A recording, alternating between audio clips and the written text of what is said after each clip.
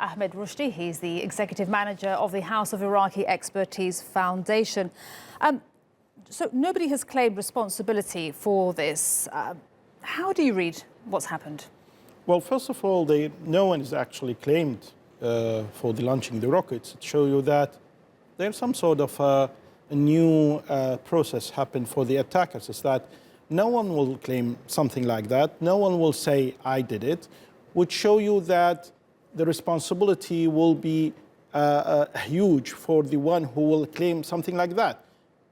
Of course, the Americans now said, and it's urgent, that we're going to hit back, militarily speaking, and they inform the prime minister. So it shows you how much the escalation is going far away from the beginning as a diplomatic escalation. It's more military than other things.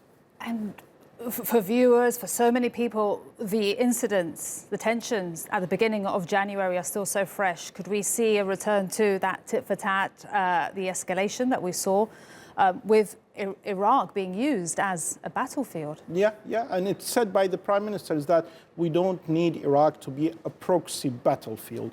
And it looks like the Iraqi government hopeless, that they cannot do anything about it. They cannot prevent the attacks against the Americans, and at the same time they cannot speak to Americans is that please don't make attacks inside the Iraqi soil.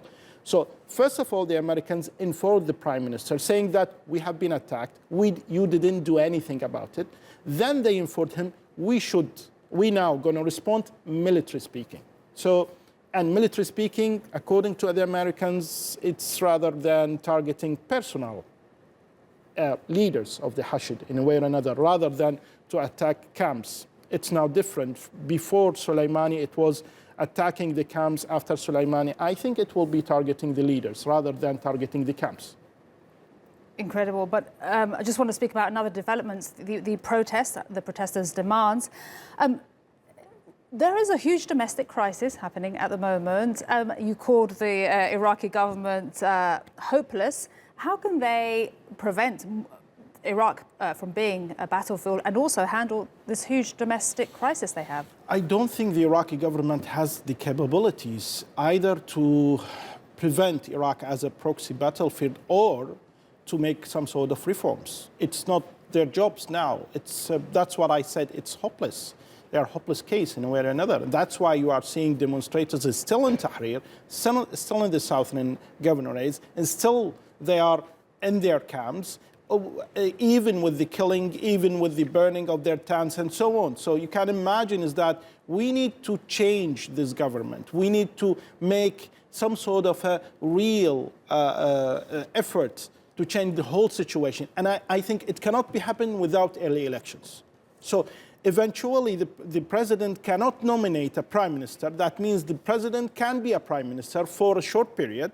Then after that, going to early elections. That's why I'm saying is that the demonstrators actually succeeded in two main things: making a new electoral law and making a new electoral committee. Now they are asking for early elections that can happen in about, let's say, 6 months.